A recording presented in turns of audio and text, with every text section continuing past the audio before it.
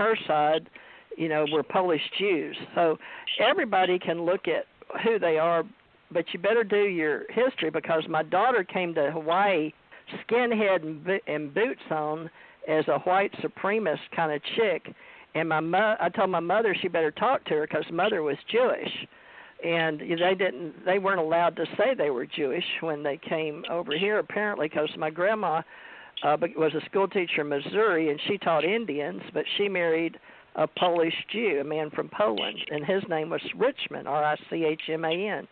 And so our family is really interesting. But to answer the black part of me and Thurmond and growing up in Monroe, Louisiana, and West Monroe, Louisiana, the black lady that raised me in our house was Alice Taylor, and she lived on, was it Taylor Street, I think, in West Monroe. But her son that tried to get her to move to Chicago and all that, I'm just going to say that because I loved her, and Mama paid for her to come to Houston, but she wouldn't stay with us over there because she had like 9 kids of her own still she had to raise, and she didn't get that much money, but that was the times during then. But the black people, when I was moved back to Houston in the 80s, Mr. Singletary and some other people, I don't know how old, but they were telling me about a guy that was in Chicago and had Hawaii, and Trump said he came from nowhere, but it turned out to be Barack Obama.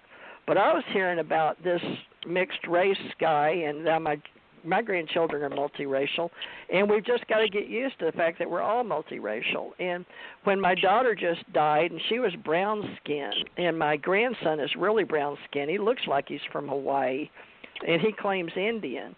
But and then my granddaughter half is multiracial, so we're mixed. Even though they don't like the name Thurmond, and they chastise me, but I can't help that's my name. My own grandchildren, because of the way they've been bullied.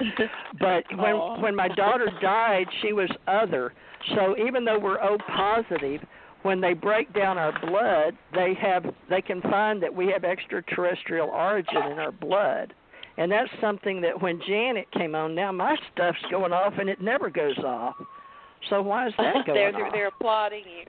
That's odd. But, yeah, I'm going to have to take my hits.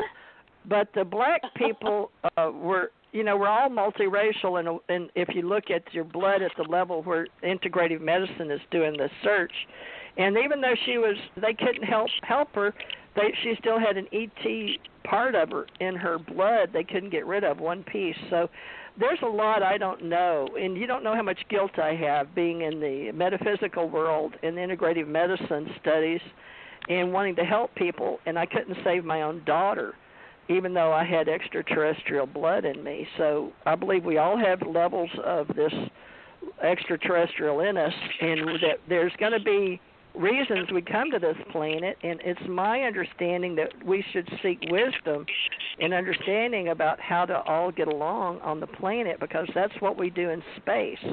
And we're like ants, and that's one thing I've learned. They have pity on us, a lot of these higher beings. And I noticed that Sasha just did something on YouTube, and I looked at it, but I couldn't stay with it very long because I had other things I had to do. But he's big on the Anunnaki story that he helped pick up after Zecharia Sitchin, and he didn't do the translations, but he did study what Zecharia and I guess other people study, and they were really huge. And on one of my trips off planet, which sounds crazy, but and I don't know how we're going to do this with Janet and Karen, but we've got to separate the history lines, the story lines, that we're making it real in this reality, is taking our stories that we've lived and put it in a time frame that can come across as words on the radio. And one of the trips, I saw this big, huge being, and she looked like a tall Chinese lady. She must have been 15 to 20 feet tall on this spacecraft, and there were others like her. It was mixed little people like us, 6 feet or below, sitting next to the beings that were 15 to 20 feet, and their seats would adjust accordingly in this spacecraft. So they're still out there as far as I'm concerned. Okay, I'll yield my... Oh, that 5 minutes went by fast. That was me, right? Oh, my God, yeah. Now, is it my turn or Karen's turn? I'm it's yours. I think it's yours. It's yours now. My turn. Okay. Okay, so let me go. So I've seen the really tall beings. I don't think I saw the ones as tall as you. I remember being a really tall being. I want to say I was at least 8-9 feet tall. I kind of looked like I was humanoid. That's the best way I could put it, but I wasn't human. And that was the time I remember coming here, checking on the terraforming project for the Earth, and trying to figure out what kind of, all we had was a lot of ferns, so we were trying to diversify what to introduce here. And I subsequently met someone that had been on that mission with me when I was at Penn State University.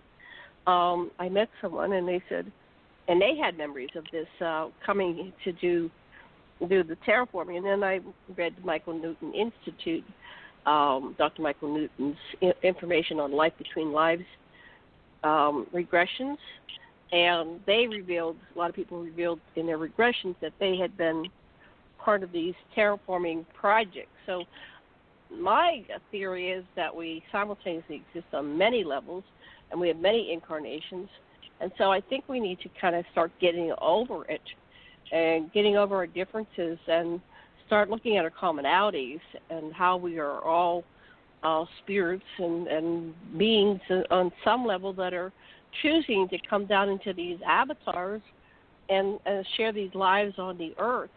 And I think that might be part of what the mission is to learn how to get along, and then we can evolve and progress and become a level 1 or higher conscious civilized civilization that can, start traveling and be a spacefaring race. Getting some feedback again. TJ, could you try muting? That might help. I've got them too now. Something's making that. Okay, I've got them too. Better. So I'm looking forward to in my dream world and past lives. I was a fully activated extraterrestrial, traveling in space and time. And I think, TJ, the reason why you were kind of targeted whenever you went anywhere, way back even to when you were a child and 8 years old, is that you are extraterrestrial DNA plus your soul essence is not just from the earth plane origin. Because that's what I got when I finally, piece the puzzle together when I was in Johnson Atoll in 1990, from 1995 to 97. And I had always wanted to know what was going on. Even before, when I was living with my second husband in State College, I kept saying, please, give me some signs. And one night I asked for them. I knew I was being taken and having experiences at night. And by the time I got up in the morning, they were suppressed, or I had little bits and pieces. There was no one I could talk to because they would have stuck me in a mental institution. But I finally one day got an answer, and I woke up with these deep scratches on my back. And so I was getting these markings on my back. So be careful what you ask for. But yeah. They were giving me proof, the physical markings, and then the one was observed by my husband, who was a total atheist, agnostic. He was a non-believer on any level, including religion, and so he was like, "What is going on? Why do you have these markings on your back?" So when I went to Johnson Atoll, I finally got to see the extraterrestrials, and they showed me large groups of them, not just one at a time. But I think, going back to what TJ said, is that you're going to see them when you're able to see them. If you're going to drop over dead, they're not going to let you see them because we're too important for them. They've invested too much in us, and they protect us. They really honor us. Some people cannot take, looking one-on-one at an extraterrestrial. And so the stories like from Montauk, they said that, the guards would drop over dead when they saw like a reptilian walking down the hall with a human. So they had to somehow get their people used to seeing extraterrestrials without literally dropping over dead. So I've done a lot of training. I don't know much of Karen's story. Maybe you want to share. It's your turn next. Who are you, Karen? What are your ET contacts? And with that, I'm going to pass talking to Karen. Well, my training, I went to a Methodist university, Texas Wesleyan University, and then I went on to school after that in California with my clinical hypnotherapy, and then I went out to, and they're having fun with all these chimes, aren't they? Yeah, keep going. That was my timer. Over. But that's okay. But it's being manifested by others, I think. So also too, and I went to Canada and studied this family of origin thing for months, and then after that. But all through this, I have felt like I was guided by a curiosity of space and ET. In fact, I had somebody call me. Now, I have no idea if this was a prank call or anything. It sounded very strange. Just a couple of 2 or 3 weeks ago on my base phone, and they said, this isn't somebody, it was a man. He said, this is NASA. Can you please call this number? And that was strange. I never did. So I don't know why I never did, but I didn't do it. So that was interesting. And but I have had this ever since, I guess I was picked to go to the Whitfield situation. Man, they're really pink in here. And to interview those coal miners. But before that, I have always been attracted to it and always felt one near me. Now, the ones that I feel close to me are the Pleiadians. And I have had various togetherness with the Lyrians, the Pleiadians, the Arcturians, and whatever their names are. You know, they're Paul Hellyer said there are 57 known races. And he got up and said that at the Senate in disclosure of May 2013. And he's the Minister of Defense of Canada, or was. He's brilliant. So I just felt like with all these coincidences, which is not a word, or synchronicities, with my having met Paula the way I did and Starworks USA, and how I had the history, I've told this before, of not going down there when they had the Stephenville lights. Robert didn't want me to get mixed up with my business, mixed in with that, because he didn't think that people would ever accept it, and he was right.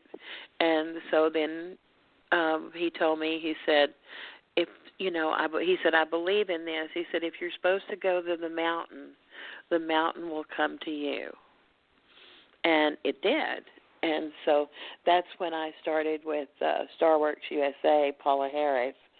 And when she had her first one was in Glen Rose. We all met there with Carol Rosin, Lynn Katai, and others, and started it. And we never realized why it was in Glen Rose, and when it should have been in Stephenville because it was near there. But nevertheless, all these things are synchronistic, and they brought us all together. Like you and Sasha at the symposium, I met you all several years ago, Janet, and I've never met TJ, but I feel like I know you. So we're all saying the same thing, and I know that Robert used to ask me. He said, when we go and meet these people, I think it's very interesting that you all speak the same way, and you all know all the same people, and you've never met them. And I said, yeah, it is, isn't it? He said, there are so many ways to tell that this is truth by all these happenings. And there are.